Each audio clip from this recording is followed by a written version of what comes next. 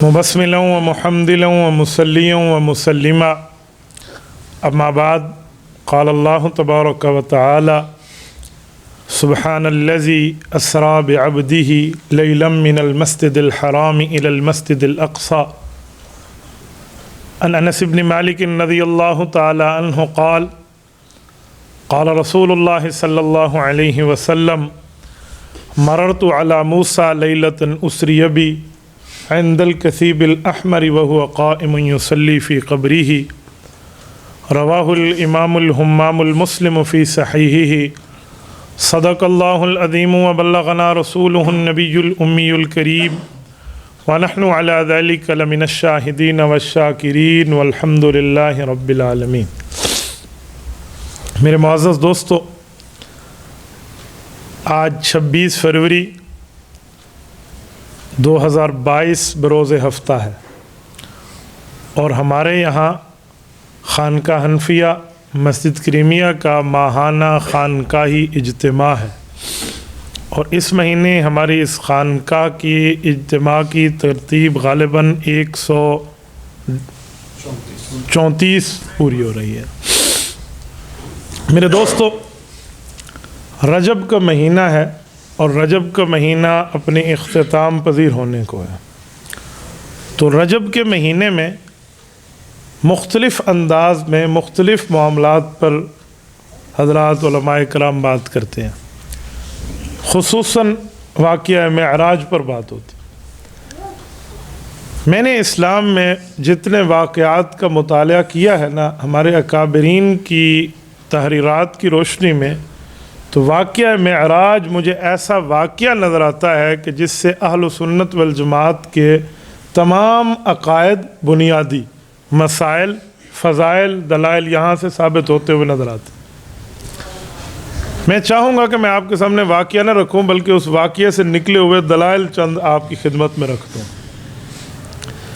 देखें, आप और हमने वाक़या सुना हुआ है कि अल्लाह के रसूल सल्लल्लाहु अलैहि वसल्लम ने बैतुल्लाह से लेकर ला मकान तक और वापस बैतुल्लाह तक सफ़र फरमाया। सबसे लंबा सफ़र है, सबसे मुख्तसर वक्त है और अल्लाह के रसूल सल्लल्लाहु अलैहि वसल्लम का एक मौजज़ा है, एज़ाज़ है, रसूलुल्लाह सल्लल्लाहु अलैहि वसल्लम का एक रुतबा है। अगर इसके एक एक वाक़ये पर, एक एक जुज़ी पर बात करें तो बात के लिए वक़्त चाहिए। मैं झलकियाँ देते हुए आपकी खिदमत में अर्ज़ करता हूँ कि वाक़या तो होना था, लेकिन बुनियादी तौर पे सबब क्या बना? सबब बना दो चीज़ें। हुज़ूर पाक सल्लल्लाहु अलैहि वसल्लम की रफ़ीक़ा हयात हज़रत उम्मुल मुमिनीन खदीजा रज़ी अल्लाह तआला अन्हा का इंतकाल और हुज़ूर पाक अलैहिस्सलातु वस्सलाम के शफ़ीक चचा हज़रत अबू तालिब का इंतकाल, ये दो रसूलुल्लाह सल्लल्लाहु अलैहि वसल्लम पे गम की ख़बरें आईं तो रब्बे करीम ने रिसालत मआब अलैहिस्सलातु वस्सलाम को जो सफ़र मेराज कराना था तो आमुल हुज़न के बाद ये सफ़र मेराज करा दिया। इससे एक बात समझ आती है कि अगर किसी बंदे को कोई सदमा पहुँचे तो उसके साथियों को चाहिए कि उसके सदमे में उसकी दिलदारी करें, चाहे उसको कोई बाहर का सफ़र करा दें, चाहे उसका थोड़ा माहौल बदलवा दें। तो इससे एक नुक्ता हमें ये भी मिलता है कि उस जगह को निकल के थोड़ा बहुत सैर वगैरह के लिए बंदा निकल आए तो उस हुज़्न और मलाल पे कमी आ जाती है। दूसरी चीज़, ये सफ़र जो हुज़ूर पाक अलैहिस्सलातु वस्सलाम ने शुरू किया है तो अपने घर में हुज़ूर नहीं थे, अपने चचा की बेटी उम्मे हानी हज़रत अलीउल मुर्तज़ा की बहन हज़रत सैयदा फ़ाख्ता रज़ी अल्लाह अन्हा के घर में थे। सवाल उठता है कि चचा की बहन से तो पर्दा है, हुज़ूर पाक अलैहिस्सलाम उनके घर क्या कर रहे थे? तो दूसरा, इसका बड़ा आसान लेवल पे कोई कहना चाहे तो कह सकता है कि क्या नबी के लिए खुसूसियत है कि उनके यहाँ चचा की बेटी से पर्दा नहीं है? तो उसका बेहतरीन और आसान जवाब है कि अभी ये हुक्म नाजिल ही नहीं हुआ था जो पर्दे वगैरह के मामलात हैं। हुज़ूर पाक अलैहिस्सलाम यहाँ से निकल के बैतुल्लाह शरीफ आए।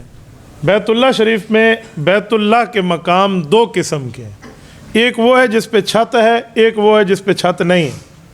जिस पे छत है हम उसे काबा समझते हैं, जिस पे छत नहीं है लोग उसे काबा नहीं कहते, हतीम कहते हैं। हालांकि हतीम भी काबतुल्लाह का हिस्सा है। फ़र्क क्या है छत है और छत नहीं है?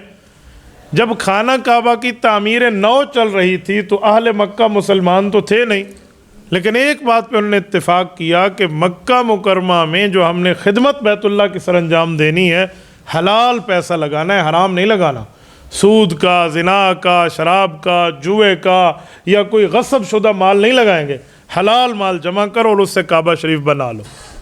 تو جتنا حلال مال جمع ہوا نا، اس سے اتنی چھت پڑ سکی، آگے چھت کے پیسے حلال والے نہیں تھے، رب نے حرام پیسہ استعمال کروانا نہیں تھا، تو اس لیے انہوں نے ایک جگہ کو کھلا چھوڑ دیا۔ تو جو چھت والا ہے وہ بھی بیت اللہ ہے، جو بغیر چھت کے ہے وہ بھی بیت اللہ ہے، بس فرق یہ ہے کہ اسے حتیم کہتے ہیں، اسے خانہ کعبہ کہتے ہیں۔ حضور علیہ السلام نے سفر کہاں سے شروع کیا؟ چھت والے سے یا بغیر چھت سے؟ تو اللہ کے رسول نے بغیر چھت والی جگہ حتیم سے سفر شروع کیا۔ بھئی یہ سفر حضور پاک بیت اللہ کے اندر سے کیوں نہیں کر رہے تھے؟ اس کے دو جواب ہیں۔ پہلی بات یہ ہے کہ اس وقت بیت اللہ کے اندر 360 بت لٹکے ہوئے تھے، تو بیت اللہ کے اندر جہاں شرک کی باتیں ہو رہی ہو، وہاں رسالت مآب ایک توحید کی اعلیٰ بات کی ابتدا فرمائیں تو یہ کوئی مناسب بات نہیں لگتی تھی۔ تو وہاں سے ہٹ کے حضور پاک حتیم میں آئے ہیں، حتیم میں بت نہیں تھے۔ دوسری بات کہ حتیم میں حضور پاک نے سفر شروع کیا تو حضور پاک علیہ السلام نے اپنی امت کے غریب لوگوں کے اوپر ایک کرم نوازی کی ہے۔ وہ کرم نوازی کیا ہے؟ رب کریم نے رسالت مآب کے دل اقدس میں ڈالا کہ آپ یہاں سے سفر شروع کریں۔ تو وہ کرم نوازی یوں بنتی ہے کہ آج کسی امتی کے دل میں یہ خواہش پیدا ہوتی کہ میں اس جگہ جاؤں، نفل پڑھوں، عبادت کروں، اس جگہ کی زیارت کروں جہاں سے میرے پاک پیغمبر نے ایک اعلیٰ سفر کی ابتدا کی تھی۔ تو ہم بیت اللہ کے اندر نہ جا سکتے، وہاں بڑے بڑے بادشاہوں کے لیے دروازے کھلتے ہیں، ہر شخص کے لیے نہیں کھلتے، تو ہم اس جگہ جا سکتے ہیں جسے حتیم کہتے ہیں۔ تو اللہ رب العزت نے رسالت مآب کے دل اقدس میں ڈال کے غریبوں پر یہ کرم نوازی کروا دی کہ اگر کوئی آج امت کا غریب بندہ بھی اس جگہ میں عبادت کرنا چاہے، جانا چاہے، زیارت کرنا چاہے تو آسانی سے جا سکتا ہے۔ آپ علیہ الصلوۃ والسلام نے یہاں سے سفر شروع کیا ہے، اور سفر کے شروع سے پہلے شق صدر ہوا ہے۔ شق صدر کسے کہتے ہیں؟ یہاں دو باتیں ذہن میں رکھیں۔ شق صدر، شق کہتے ہیں کھول دینا، اور صدر کہتے ہیں سینے کو۔ تو اس کو ہم یوں کیوں نہیں کہتے کہ حضور پاک کا دل کھولا گیا؟ ہم شق صدر کو شق صدر کیوں کہتے ہیں؟ وہی لفظ کیوں کہتے ہیں؟ تو اس کا جواب ذہن میں رکھیں۔ بعض لفظ ایسے ہوتے ہیں اس کا لفظ بولنا ٹھیک ہوتا ہے، اس کی تشریح اور اس کی وضاحت میں لین دین بتانا غلط ہوتا ہے۔ جیسے سسر اپنے داماد کو یہ تو کہہ سکتا ہے کہ آپ میری بیٹی کے حقوق کا خیال رکھیں، اتنا جملہ کہہ سکتا ہے، لیکن ایک ایک حقوق کو تفصیل سے گنوائے یہ سسر کی شان کے لائق نہیں ہے۔ رسالت مآب علیہ الصلوۃ والسلام کی بلا تشبیہ و مثال آداب میں یہ ادب داخل ہے کہ حضور پاک علیہ السلام کی ذات سے کوئی چیز جڑی ہوئی ہو تو اس کا ترجمہ اپنے لفظوں سے نہ کریں۔ کل کوئی کہہ دے گا حضور پاک کے نعوذ باللہ دل کا بائی پاس ہوا، حضور پاک کے ہارٹ سرجری ہوئی اس لیے دل نہیں بابا، وہی لفظ لکھو جو شان نبوت کے مطابق ہے، شق صدر ہوا۔ اب ہم اردو بولیں، عربی بولیں، فارسی بولیں، کوئی اور زبان بولیں، شق صدر کو شق صدر کہیں گے، رسالت مآب علیہ الصلوۃ والسلام کے آداب کو سامنے رکھ کے۔ یہ شق صدر جو ہوا ہے یہ چوتھی مرتبہ ہوا ہے، ایک 2.5 سال کی عمر میں، ایک 10 سال کی عمر میں، ایک اعلان نبوت کے وقت اور ایک معراج کے وقت۔ ہر وجہ میں شق صدر کا ایک اپنی حکمت موجود ہے۔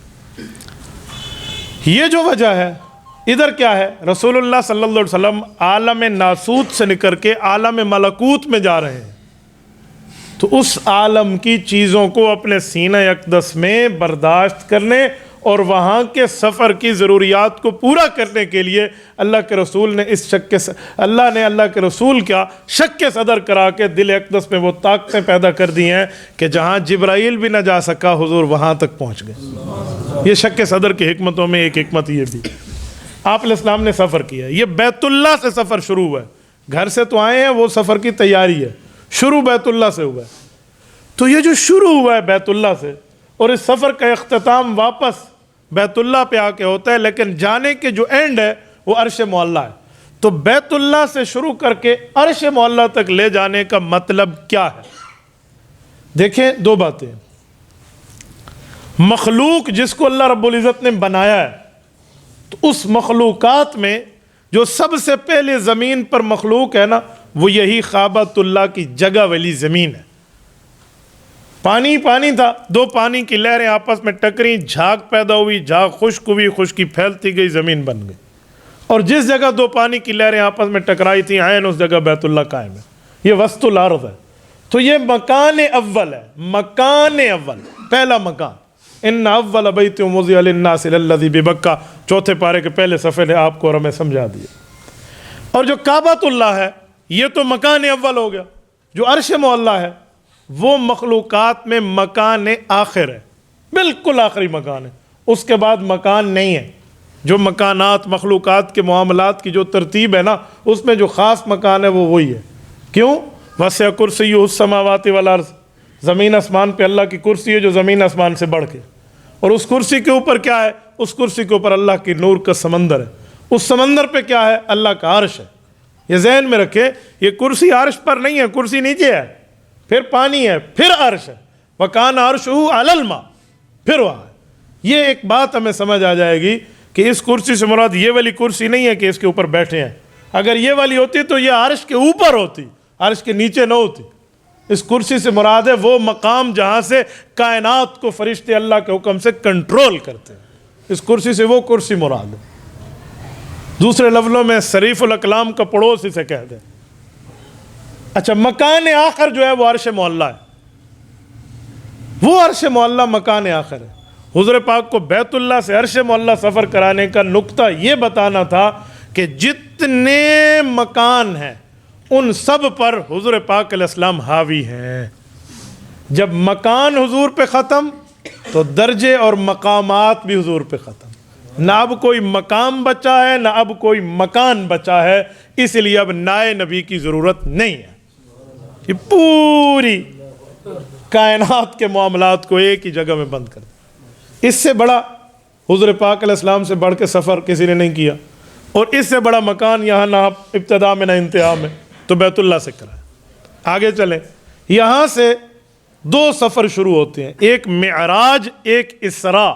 اسراء پہلے ہے، معراج بعد میں ہے۔ اسراء کسے کہتے ہیں اور معراج کسے کہتے ہیں؟ آرج یعرج، اعراج کا معنی ہوتا ہے سیڑھی پر چڑھنا، لفٹ پر چڑھنا، بلندی پہ جانا، اور اسرا یسری، اسراء کا مطلب ہوتا ہے رات کو زمین پہ چلنا۔ تو حضور پاک کا زمین سے زمین یعنی بیت اللہ سے بیت المقدس فلسطین تک کا سفر یہ سفر اسراء ہے، اور یہاں سے لے کر عرش معلیٰ تک کا سفر سفر معراج ہے۔ تھوڑا سا اعتباری فرق ہے۔ یہ جو سفر اسراء ہے اس میں کئی چیزوں کو اللہ کے رسول صلی اللہ علیہ وسلم نے اپنی نظروں سے نظارہ فرمایا ہے۔ سفر اسراء میں بنیادی چیز آپ علیہ الصلوۃ والسلام کو براق سواری ملی ہے۔ یہ جو براق ہے یہ کیا ہے؟ یہ ایک سواری کا نام ہے۔ بجلی جو ہے نا، بجلی، الیکٹرکسٹی، ایک ہماری بجلی ایک آسمانی بجلی، ہم اپنی بجلی کو عربی میں کہربا کہتے ہیں، آسمانی بجلی کو عربی میں برق کہتے ہیں، یکاد البرق یخطف، اس برق سے براق ہے، یعنی آسمانی بجلی کی طاقت کی طرح اس میں طاقت تھی، اور وہ اتنی تیزی سے سفر کر رہی تھی، وہ سواری تھی۔ یہ رسالت مآب علیہ السلام کو سفر کے لیے میسر ہوئی۔ سوال اٹھتا ہے کہ جب اتنی تیزی سے اللہ کے رسول کو سفر کرانا ہے تو اس سواری کی کیا ضرورت تھی؟ اللہ اپنی قدرت سے بغیر سواری کے بھی لے جاتا۔ تو بھائی اس کا جواب ہے کہ دنیا دار الاسباب ہے، اللہ مسبب الاسباب ہے۔ اللہ نے آپ کو اور ہمیں سبب اختیار کرنے کی طرف اشارہ کیا ہے کہ آپ اسباب اختیار کریں، اسباب سے نہ نکلیں، ہاں اس کے بعد فیصلہ مسبب الاسباب پہ چھوڑ دیں۔ آپ علیہ الصلوۃ والسلام یہاں سے گزرے ہیں، ایک حضور پاک علیہ السلام کا وقفہ ہے مدینہ طیبہ میں، جس کو یثرب کہتے ہیں پرانے زمانے میں۔ اونٹوں کی منڈیاں وہاں لگتی تھی، اس کے قریب ایک جگہ ہے جہاں حضور پاک کی سواری اتری تھی، اور آپ علیہ السلام نے 2 نفل پڑھے مدینہ طیبہ میں۔ میں نے تو اس جگہ کی زیارت کی ہے جس کے بارے میں شہرت ہے کہ ادھر اللہ کے رسول کی سواری اتری۔ اس سے آگے چلیں تو آپ علیہ الصلوۃ والسلام کو کئی مقامات پہ حضرت جبرائیل علیہ الصلوۃ والسلام نے عرض کیا کہ یہاں اتر کے 2 نفل پڑھیں۔ کوئی بیت اللہ میں، کوئی قبر موسیٰ ہے، کسی جگہ پہ جو ہے نا کیا کہتے ہیں وہ طور سینا ہے جہاں حضرت موسیٰ علیہ الصلوۃ والسلام کے 40 راتوں کا اعتکاف، ایک ایک جگہ سے جو گزارا گیا ہے نا، تو ایک ایک مقامات کا نظارہ کرایا گیا۔ آپ علیہ الصلوۃ والسلام نے بیت اللہ میں پڑھا ہے جہاں حضرت عیسیٰ علیہ الصلوۃ والسلام کی ولادت ہوئی ہے۔ اس سے بھی ایک عقیدہ سمجھ آیا کہ حضرت عیسیٰ ابن اللہ نہیں ہے، عبد اللہ ہے، اللہ کے بیٹے نہیں ہیں، اللہ کے بندے ہیں۔ اور طور سینا پر پڑھا، طور سینا پر کیوں ہے؟ طور سینا پر حضرت موسیٰ علیہ السلام کو نبوت ملی ہے. جلیل القدر پیغمبر کو جو معراج ہوا ہے وہ طور سینا ہے. یہ بتایا جا رہا ہے کہ رسول اللہ صلی اللہ علیہ وسلم کا معراج اس سے کہیں فائق تر ہے, وہاں سے آگے لے جائے گا. پھر حضرت موسیٰ علیہ السلام کی قبر مبارک کے قریب آپ علیہ السلام گزرے ہیں تو حضور فرماتے ہیں سرخ رنگ کے ٹیلے تھے, ساتھ حضرت موسیٰ علیہ السلام کی قبر تھی. اور میں نے جب قبر پہ غور کیا تو حضرت موسیٰ علیہ السلام کھڑے ہو کے قبر میں نماز ادا فرما رہے تھے. یہ مسلم شریف کی صحیح حدیث ہے. حضور پاک علیہ السلام آگے گئے ہیں تو انبیاء کرام بیت اللہ میں جمع ہے اور بیت المقدس میں جمع ہے. یہ بیت المقدس کیا ہے؟ اسے قبلۃ الاولیٰ کہتے ہیں, پہلا قبلہ. تو پہلا قبلہ اور دوسرا قبلہ کیا ہے؟ تو بھائی جب سے کائنات بنی ہے دو ہی قبلے اللہ رب العزت نے متعین فرمائے تھے کہ اس طرف منہ کر کے نماز پڑھو. یا وہ بیت المقدس تھا جو پاکستان میں شمال کی سائڈ بنتی ہے, میرے بائیں بنے گی, اور یا بیت اللہ ہے جو ہمارے لیے قبلہ اور کعبہ ہے. تو یہ دو جہتیں ہیں جو اللہ نے متعین کی ہیں, ورنہ آپ اللہ جہت کا آپ اللہ کو پابند نہیں سمجھ سکتے. یہ آپ کو اور میرے لیے ہے کہ ایک جہت میں بندے کو خصوصی توجہ حاصل ہوتی, ورنہ فَأَيْنَمَا تُوَلُّوا فَثَمَّ وَجْهُ اللَّهِ لِلَّهِ الْمَشْرِقُ وَالْمَغْرِبُ. اللہ ان معاملات کا پابند نہیں ہے. آپ علیہ السلام قبلۃ الاولیٰ فلسطین بیت المقدس میں جمع ہوئے ہیں تو پہلے انبیاء کرام سارے موجود ہیں. وہاں انبیاء کرام میں مکالمہ چل رہا ہے. ابو داؤد شریف کی حدیث ہے, گفتگو چل رہی ہے اور ایک مسئلے کا سوال چل رہا ہے جو سارے انبیاء سے باری باری کیا جا رہا ہے. وہ سوال کیا ہے؟ قیامت کب آئے گی؟ ایگزیکٹلی ٹائم, متعین کردہ وقت قیامت کا کون سا ہوگا؟ یہ سوال پوچھا جا رہا ہے. جن انبیاء کرام کو رب نے وہاں جمع کیا ہے دو قسم کے ہیں, زمین والے بھی بلوائے, آسمان والے بھی بلوائے. زمین والے انبیاء اپنے قبور میں ہیں, رب نے وہاں سے طلب فرما لیا. آسمان والے جیسے حضرت عیسیٰ علیہ السلام, کچھ روایات میں حضرت ادریس یا اس طرح جن کو اللہ نے ویسے اٹھا لیا, ان انبیاء کرام کو آسمان سے بلایا گیا, باقیوں کو زمین سے جمع. آخر معاملہ آتا رسالت امام علیہ السلام کے پاس آیا کہ جی اللہ رب العزت نے فرمایا ہے کہ اس کا علم میرے قبضے میں ہے. ان اللہ عندہ علم الساعہ, اللہ کو پتہ. نشانیاں تو ہیں لیکن ایگزیکٹلی ٹائم, متعین کردہ وقت یہ اللہ کو پتہ. تو یہاں حضرت عیسیٰ علیہ السلام فرمانے لگے کہ میں کچھ کہوں یا فرمائیے. کہ مجھے کچھ نہ کچھ بارے میں اتنا پتہ ہے کہ قیامت سے پہلے جو دجال آئے گا اس کے مقابلے کے لیے اللہ مجھے زمین پر پھر بھیجیں گے. ایک بار تو ابھی نماز کے لیے آیا ہے نا, ایک بار پھر بھیجیں گے, میں اس کا مقابلہ کروں گا, اس کے بعد اللہ قیامت دیں گے. یہ حضرت عیسیٰ علیہ السلام. پھر انبیاء کرام کو حضور پاک علیہ السلام نے نماز پڑھائی ہے. اب یہاں ایک سوال اٹھتا ہے, یہ جو ہمارے ہاں ائمہ کے ساتھ مقتدی لوگ مسجدوں میں کرتے ہیں, یا مسجد کی کمیٹی کے حضرات, میں ان کو پھر ذرا متوجہ کرتا رہتا ہوں. امام کو تو امام صاحب آپ بہت لیٹ ہو گئے, آپ کو چاہیے نماز میں 15 منٹ پہلے آئیں. یعنی امام کی ذمہ داری ہے وہ لائٹ جلائے, امام کی ذمہ داری ہے دروازہ کھولے, امام کی ذمہ داری ہے صفوف بنائے. تو ذرا اس واقعہ معراج سے اس بارے میں بھی پوچھ لیں. یہاں جو ہم نے دیکھا ہے, یہاں امام بعد میں آئے ہیں, مقتدی پہلے ہیں. تو پتہ چلا امام کو آپ پہلے آنے کا پابند نہیں کر سکتے, پہلے مقتدیوں کو آنا چاہیے. اور اگر امام آئین ٹائم پر آئے تو وہ ترتیب نبوی پر آ رہا ہے, وہ کوئی آپ کی مخالفت نہیں کر رہا. تو اس لیے مقتدیوں کو پہلے جمع ہونا چاہیے. آپ علیہ السلام نے امامت کرائی ہے, امامت کرا کے رسالت امام علیہ السلام اوپر تشریف لے گئے ہیں. جیسے حضور گئے ہیں ویسے انبیاء گئے ہیں. اب توجہ رکھنا, ملا علی قاری رحمہ اللہ مرقات شرح مشکات جلد نمبر 10 باب فی المعراج میں یہی الفاظ فرماتے ہیں کہ یہ جو انبیاء نے نماز پڑھی ہے یہ صرف روحوں نے نہیں پڑھی. فرماتے روح اور جسم دونوں نے پڑھی ہے. ملا علی قاری نے اس پر استدلال کرتے ہوئے لکھا ہے کہ انما الصلاۃ تکون للاشباح لا للارواح لا سیما, کہ نماز روح اور جسم دونوں پڑھتے ہیں, خالی روح کی بات نہیں ہوتی. تو یہ تمام انبیاء کرام کو جمع کیا گیا, روح مال جسد. پھر انبیاء کرام کے ساتھ آپ علیہ السلام گئے. حضرت آدم سے ملاقات ہے, حضرت نوح سے ملاقات ہے, حضرت عیسیٰ علیہ السلام سے ملاقات ہے, حضرت ادریس علیہ السلام سے, حضرت یوسف سے ملاقات ہے, حضرت موسیٰ سے, اوپر آسمانوں پر ہے. آپ علیہ السلام گزرتے جا رہے ہیں. حضور علیہ السلام فرماتے ہیں, صحیح مسلم کی حدیث ہے, جب ہم کسی آسمان پہ پہنچتے ہیں تو سوال ہوتا ہے, کون؟ کا جبرائیل. ومن معک؟ کا محمد صلی اللہ علیہ وآلہ وسلم. ابعثت الیک؟ نعم بعثت الیک. پوچھا جاتا ہے کون؟ کا محمد صلی اللہ علیہ وسلم ہے. اللہ نے آپ کو ان کے پاس اس خصوصی سفر میں بھیجا تھا, وہی معاملہ؟ جی ہاں, یہ کوڈ ورڈ ہے فرشتوں کا آپس میں. جواب آتا ہے دروازہ کھل جاتا ہے. اس طرح کی پوری ترتیب ہے. یہ پوچھا جا رہا ہے. ہو سکتا ہے فرشتہ پوچھتا ہو، یا جدید لفظوں میں کہوں کہ آج کل دروازہ کھولنے کے لیے تھمب کا معاملہ ہماری جدید سائنس نے دکھایا. ہم نے تھمب لگایا یا ہم نے کچھ کوڈ لکھا، وہ دروازہ کھل جاتا ہے. کوڈ اسے پتہ ہوتا ہے جو اس گھر کا ہے یا اس کے معاملے سے واقف ہے. تو جبرائیل ہو سکتا ہے یہ کوڈ ملا رہے ہوں، یا کیا ترتیب ہے. ایک ایک موقع پر رسالت امام علیہ السلام کو اس خصوصی استقبال سے بلایا جا رہا ہے. پھر آسمان پہ فرشتے مرحبا مرحبا کہتے ہیں، حتیٰ کہ 7 آسمان کراس ہو گئے. اب جس نے 7 سفر شروع کرایا تھا وہ سید الملائکہ ہے، جو 600 پروں کا صاحب ہے، جو 2 پر کھولے اور زمین آسمان اس میں ڈھک جائیں. وہ کہتے ہیں کہ یا رسول اللہ اب یہ سدرۃ المنتہا آ گئی ہے. سدرہ کہتے ہیں درخت کو، منتہا کا معنی ہے جو بالکل جبرائیل کا آخری اسٹیشن ہے، لائن آف کنٹرول ہے جبرائیل کی. یہ باؤنڈری ہے، اس سے آگے آپ نے نہیں جانا. امام علاء الدین متقی رحمہ اللہ کنز العمال میں یہ حدیث لاتے ہیں. جبرائیل کے پر کے جلنے والی روایت کنز العمال میں ہے.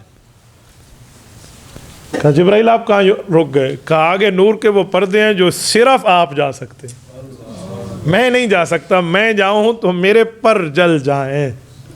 یعنی وہ معاملہ مجھ سے بہت ہاوی لیول کا ہے.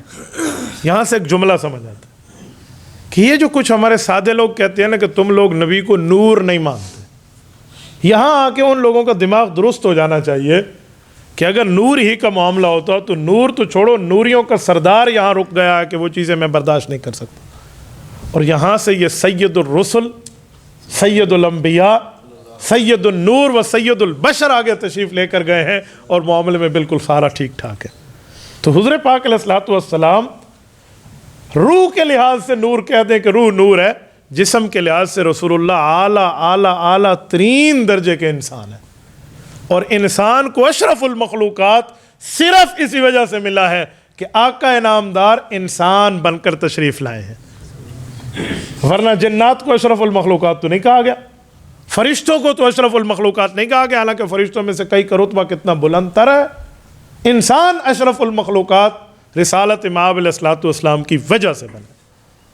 حضور پاک علیہ الصلوۃ والسلام، اب یہ انسانیت کی فضیلت ہے کہ نوریوں کا سردار وہاں رکے اور رسالت امام گئے. علامہ عبدالعزیز ہزاروی رحمہ اللہ سیرت نبی میں ایک جملہ لکھتے ہیں کہ رسالت امام علیہ الصلوۃ والسلام جب اکیلے ہوئے نا اوپر، تو وہاں سے رف رف قالین، یہ وہاں کا ایک بوئنگ طیارہ ہے، یہ بھیجا گیا اور آپ علیہ الصلوۃ والسلام نے سفر کیا ہے. تو ظاہری بات ہے بطور فطرت بندہ یہ سوچتا تھا کہ ابھی تک ہم 2 تھے اور اب میں اکیلا ہوں سفر میں، اور وہ بھی نئی منزلیں.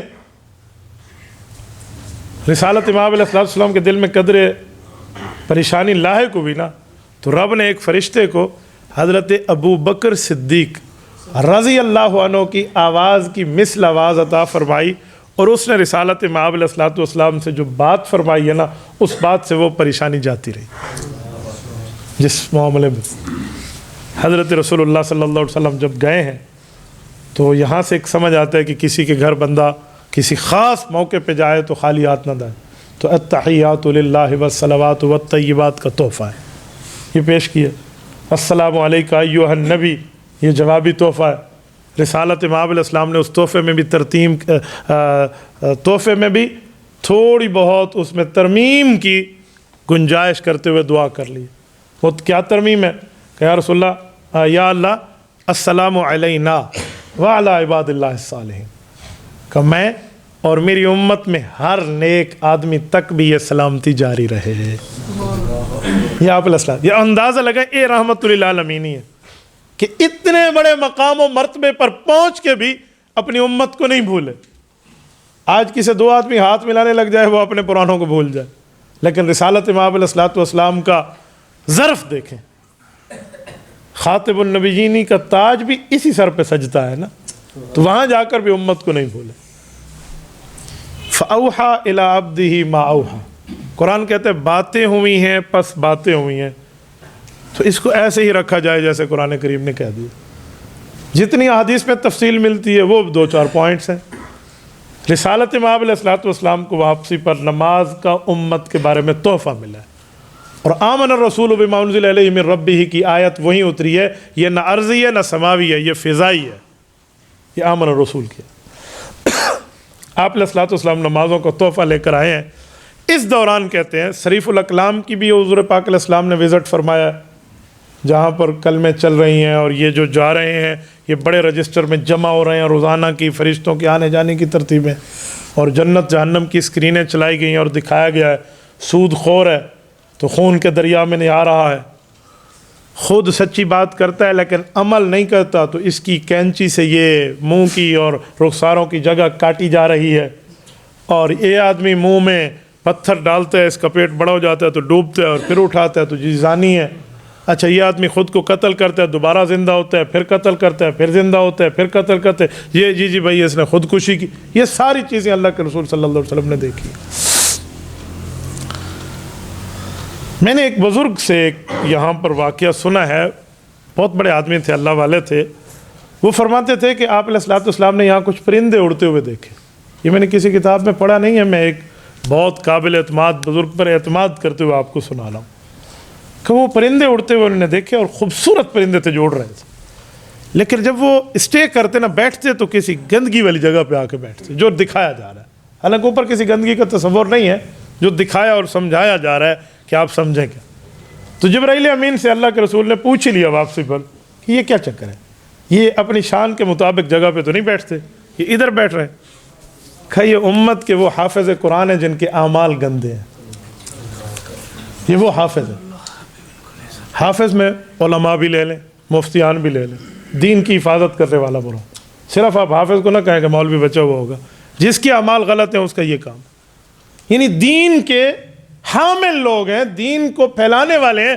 اگر ان کی ذاتی اور پرسنل لائف، ذاتی زندگی غلط ہے تو اس کا حال یہ ہے کہ پرندہ تو بہت خوبصورت ہے، اسے کسی ہریالی اور خوبصورت کی جگہ، خوبصورتی والے مقام پہ بیٹھنا چاہیے تھا، اس کی اٹھک بیٹھک وہاں نہیں۔ یہ اعمال رسالت امام علیہ السلام واپس آئے تو پھر حضرت موسیٰ علیہ السلام کی ملاقات ہے، کیا کیا ملا، احوال بتائے تو اس میں نمازوں کی بات آئی۔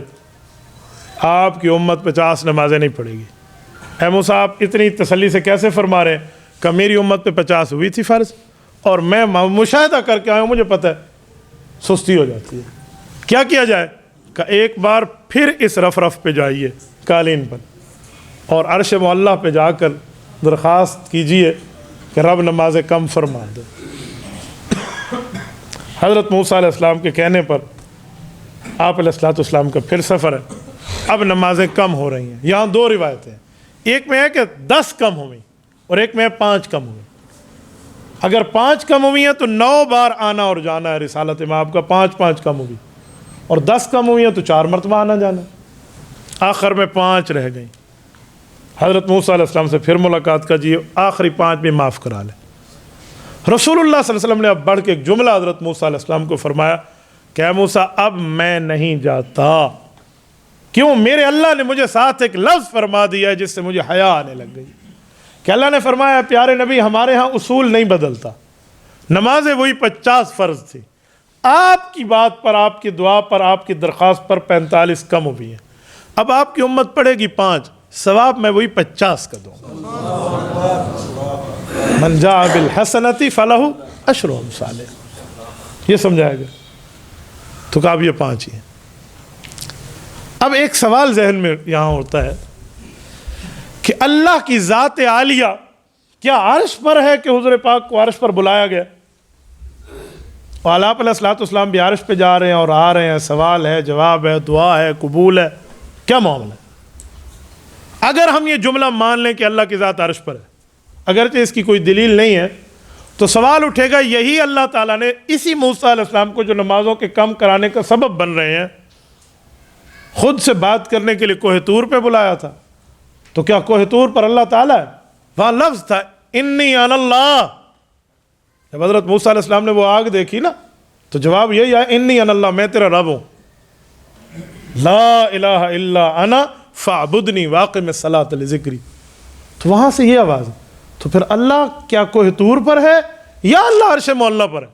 اب یہ سوال اٹھتے، تو اس سوال کا وہ جواب جو قرآن اور سنت میں موجود ہے اس کو جمع کر کے لے لیں تو مسئلہ حل ہو جائے گا، دائیں بائیں نہیں جانا پڑے گا، پھر بندہ الجھن میں کا شکار نہیں ہوگا، پریشانی کا شکار نہیں ہوگا۔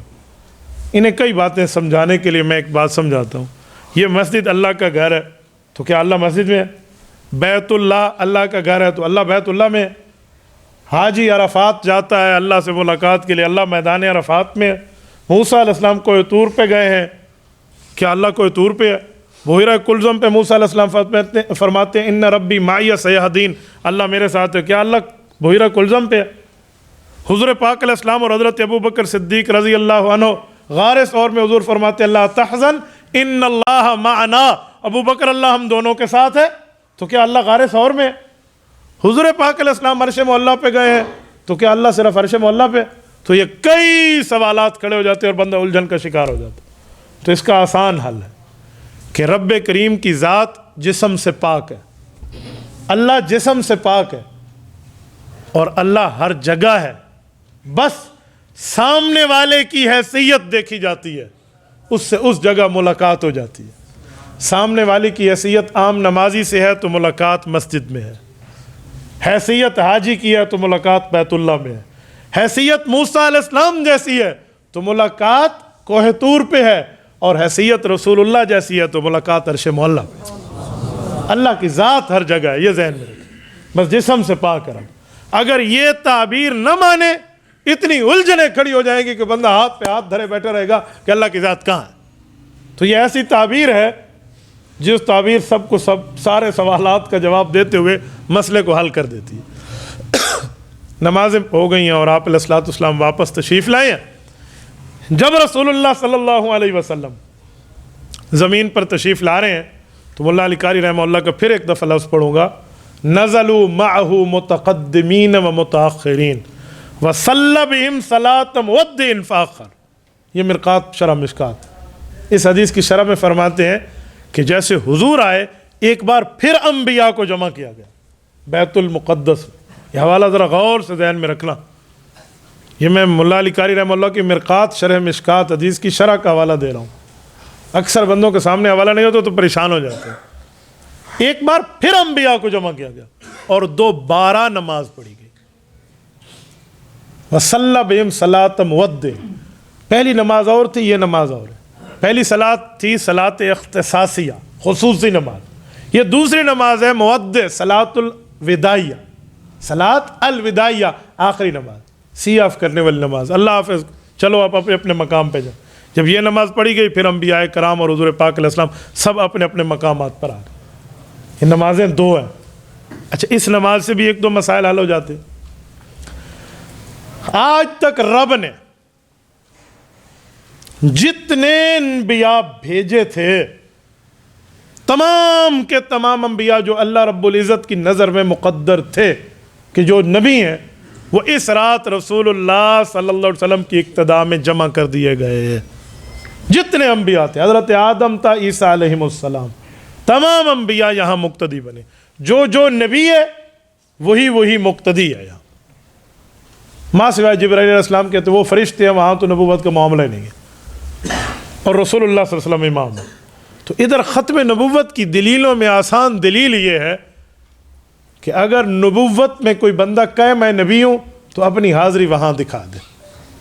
اگر تیری حاضری ان دو نمازوں میں کسی ایک نماز میں بھی ہو جائے تو ہم مانیں گے بھائی، اور اگر نہیں ہے تو پھر وہ جھوٹا کذاب دجال تو ہو سکتا ہے، آقا کے بعد نیا نبی پیدا نہیں ہو سکتا۔ بہت آسان سے بندہ دلیل دے سکتا ہے کہ یہاں جو مقتدی ہے اعلیٰ درجے کے انسانوں میں وہی نبی ہے، اور خاتم النبیین ان کے امام کا نام۔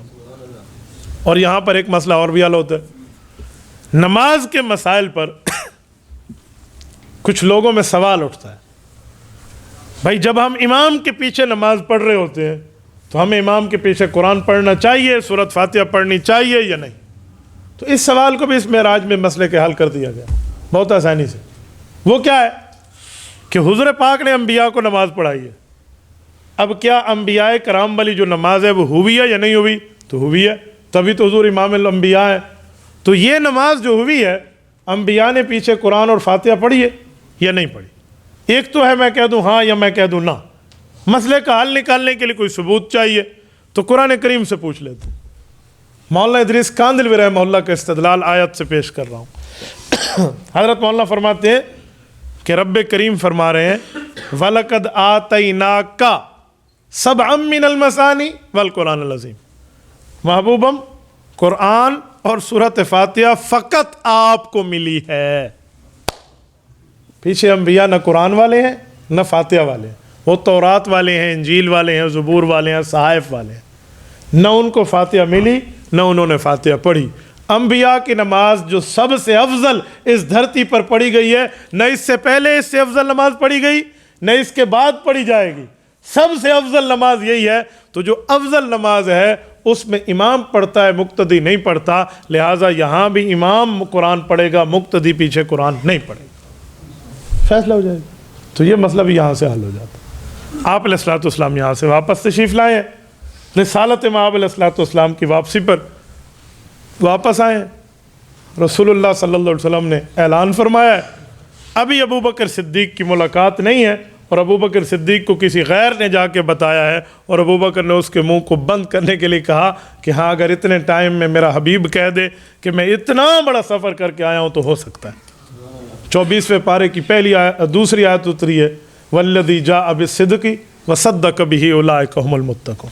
सिद्दीक़ अकबर को इससे सिद्दीक़ का लक़ब मिला। आप अलैहिस्सलाम फरमाते मैं बैठ गया तो इन सब ने मुझसे सवालात शुरू कर दिए। ऐसे ऐसे मक्का के काफिर बैठे थे जो बैतुल मुक़द्दस जा चुके थे। आसमानों का सफ़र तो अपनी जगह, वो ये भी नहीं मान रहे थे कि आप अलैहिस्सलाम बैतुल मुक़द्दस तक गए।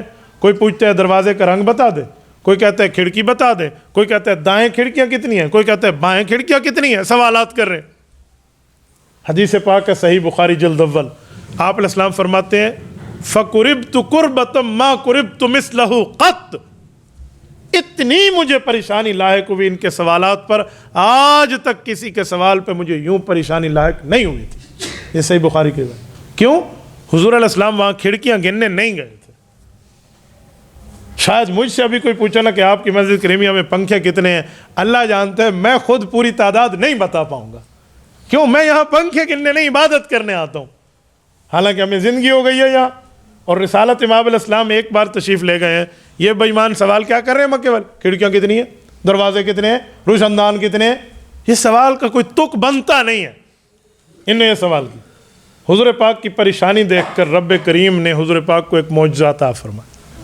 हदीस पाक में सही बुखारी में हज़रत अबू हुरैरा फरमाते हैं, अल्लाह के रसूल सल्लल्लाहु अलैहि वसल्लम ने फरमाया, जब इनका ये सवाल हुआ ना तो फजल्ल लियल बैतुल मुक़द्दस, रब करीम ने मेरे सामने यूँ स्क्रीन चला दी कि ये बैतुल मुक़द्दस है। वो जो सवाल पूछते इल्ला अम्बअतुहुम बिही, मैं यहाँ से गिन के इन्हें बताता जाता हत्ता कि इनकी ज़बानें चुप हो गई। वो जो पूछते गए रसूलुल्लाह सल्लल्लाहु अलैहि वसल्लम बताते गए। ये रिसालत इमाम अलैहिस्सलाम का सफ़र है बैतुल्लाह का, मेअराज का, जिससे एक एक अकीदा और नज़रिया और पता नहीं हयातुन नबी से लेकर ख़त्म नबूवत तक एक एक अकायद और नज़रियात, ये इसी सब से यहाँ से साबित हो। और ख़ुसूसी तोहफ़ा मेराज का नमाज है। तो हम मेराज के साथ इस नमाज के भी कायल बने। नमाज हुज़ूर पाक को अर्श पर दी गई। अब तवज्जो रखना, मैं खुलासा करके बात एंड कर रहा हूँ। सारी इबादतों का हुक्म ज़मीन पर है। ज़कात का, रोज़े का, अज़ान का, हज का, जिहाद का, निकाह का, तलाक़ के अहकाम, गमी खुशी की बातें, तिजारत के, मुआशरत के तमाम मामलात ये ज़मीन पर उतरे, आका ही ज़मीन पर है। मेअराज के हुक्म के लिए रसूलुल्लाह सल्लल्लाहु अलैहि मेअराज में नमाज के उतारने के लिए हुज़ूर को अर्श पे बुलाया गया। मैं वजह एक तो दे चुका हूँ कि रसूलुल्लाह का रुतबा, और दूसरा वजह नमाज की फजीलत है कि नमाज इतनी बड़ी इबादत है कि वो अर्श पर पेश हो रही है आप अलैहिस्सलाम को। और नमाज इतनी बड़ी इबादत है कि अल्लाह के रसूल ने फरमाया जुइलत कुर्रतु ऐनी फ़िस्सलाह। मुनब्बहात में इब्न हजर रहमतुल्लाह रिवायत लाए हैं कि मेरी आंखों की ठंडक जो है वो नमाज में। आंखों की ठंडक से मुराद आंखों की ठंडक नहीं है, आंखों की ठंडक से मुराद दिल को सुकून है। रसूलुल्लाह सल्लल्लाहु अलैहि वसल्लम की खुशी है, ये नहीं है कि सिर्फ आंखें ठंडी कर दे। ये मुहावरा है, जैसे कहते हैं ना, ये बेटा इतना अच्छा है कि इसने अपने माँ बाप के सीने में ठंड डाल दी है। ठंड डालने का ये माना नहीं है उसने बर्फ़ दे दू कटोरे अम्मा दे कोलू साट देते हैं, वे अब्बा जी आप ये 2 बर्फ़ की चीज़ें रख ले। ये ठंड डालने का माना है कि उसने माँ बाप की इताअत की इंतहा कर दी है। तो हुजूर ने फरमाया मेरी आंखों की ठंडक नमाज में, यानी तुम नमाज पढ़ोगे, तुम्हारे अमाल मुझ पे पेश होंगे तो तुम्हारा नबी राज़ी रहेगा।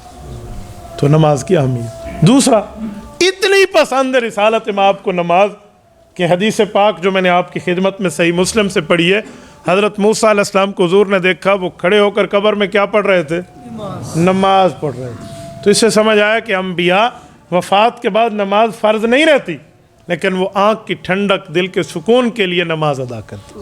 اللہ آپ کو رب صراط مستقیم عطا فرمائے، دین اسلام پر رب کریم ہمیں کاربند فرمائے، شریعت مطہرہ کی اللہ پاک ہم پابندی عطا فرمائے، اور رسول اللہ صلی اللہ علیہ وسلم کے فیض سے اللہ آپ کو ہمیں مستفیض فرمائے۔ اقول قولی ھذا واستغفر اللہ وآخر دعوانا ان الحمد للہ رب العالمین۔ امام کسے کہا جاتا ہے اور امام سے کیا مراد ہے؟ کیا خلفائے راشدین کے ساتھ امام کا لفظ لگا سکتے ہیں؟ اگر 12 امام ہیں تو اس سے کیا مراد ہے؟ اور صحابہ کرام کے ساتھ امام کا لفظ کیوں نہیں لگتا؟ دیکھیں، امام کسی ماہر فن کو کہتے ہیں۔ بھئی یہ نحو کا امام ہے، صرف کا امام ہے، قرات کا امام ہے، حفظ کا امام ہے، تاریخ کا امام ہے، فلسفے کا امام ہے، تفسیر کا امام ہے۔ ماہر فن، جو کسی فن میں ماہر ہو، آپ اس کو امام کہہ سکتے ہیں۔ تو اس حوالے سے تو آپ کسی کو بھی کہہ سکتے ہیں، کسی صحابی کو بھی کہا جا سکتا ہے، کوئی نہیں مسئلہ، اگر وہ کسی فن کے ماہر ہے۔ مثلا امام التفسیر حضرت عبداللہ بن عباس کو کہا جاتا ہے، امام الفقہ حضرت عبداللہ ابن مسعود رضی اللہ عنہ کو کہا جاتا ہے، امام الشجاع سیدنا علی المرتضیٰ کو کہہ دیں، امام صداقت حضرت ابوبکر کو کہہ دیں، تو آپ کہہ سکتے ہیں، کہنا منع نہیں ہے۔ دوسری بات کہ 12 ائمہ اصل میں تو روافض کی یہ اصطلاح ہے، اصطلاح اہل سنت کی نہیں ہے، بس یہ اپنی زمانے اور اپنی مدت کے وقت ایک نامی گرامی شخصیات رہے ہیں، اور وہ سارے کے سارے اہل حق ہیں اور اولاد علی ہیں، آل نبی ہیں، تو ہمارے لیے قابل احترام۔ 12 ائمہ میں حضرت علی المرتضیٰ، حضرت امام حسن، امام حسین، امام زین العابدین، امام محمد باقر، امام جعفر الصادق، امام موسیٰ کاظم، امام علی رضا، امام تقی، امام نقی، امام حسین عسکری اور محمد مہدی کہہ دیں، تو یہ ترتیبیں ہیں۔ اپنے زمانے کے ماہر فن کو امام کہنا کوئی ناجائز نہیں ہے۔ رہا ائمہ اربعہ والا سوال کہ امام اعظم ابو حنیفہ جو ہم کہتے ہیں یا باقی اماموں کو امام کہتے ہیں، تو وہ فقہ میں، شریعت میں، کسی معاملات میں ماہر ہیں، تو اس وجہ سے انہیں امام کا لفظ کہہ دیا جاتا ہے۔ اس سے یہ مراد نہیں ہے کہ امام کوئی خاص شخصیت ہوتا ہے جس پر اللہ کی طرف سے کوئی خاص احکام نازل ہوتے ہیں، یا امام عالم الغیب ہوتا ہے، یا امام حلال حرام کا اختیار رکھتا ہے۔ اس طرح کی جو نظریات کی باتیں ہیں، یہ شریعت اسلامیہ سے متصادم ہیں۔ اتحیات کے پس منظر تمام کی تمام سیرت کی کتابوں میں، خصوصاً طبقات میں، امام ابن سعد نے اس پر تفصیلی کلام کیا ہے۔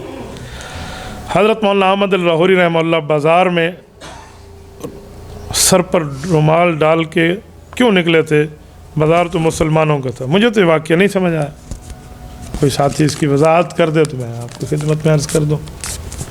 سر پر ویسے رومال سر پر کچھ نہ کچھ رکھ کے ہی بازار جانا چاہیے، ننگے سر خواہ مخواہ سے بازار گھومنے والے کی تو حدیث کو بھی ضعیف کہہ دیا جاتا ہے اگر وہ روایت میں راوی آ جائے تو۔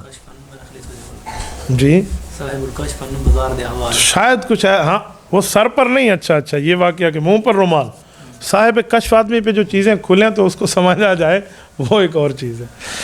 بسم اللہ الرحمن الرحیم۔ افضل الذکر لا الہ الا اللہ محمد رسول اللہ صلی اللہ تعالی علیہ وعلی آلہ وصحبہ وبارک وسلم۔ لا الہ الا اللہ، لا الہ الا اللہ، لا الہ الا اللہ، لا الہ الا اللہ، لا الہ الا اللہ، لا الہ الا اللہ، لا الہ الا اللہ، لا الہ الا اللہ، لا الہ الا اللہ، لا الہ الا اللہ، لا الہ الا اللہ، لا الہ الا اللہ، لا الہ الا اللہ، لا الہ الا اللہ، لا الہ الا اللہ، لا الہ الا اللہ، لا الہ الا اللہ، لا الہ الا اللہ، لا الہ الا اللہ، لا الہ الا اللہ۔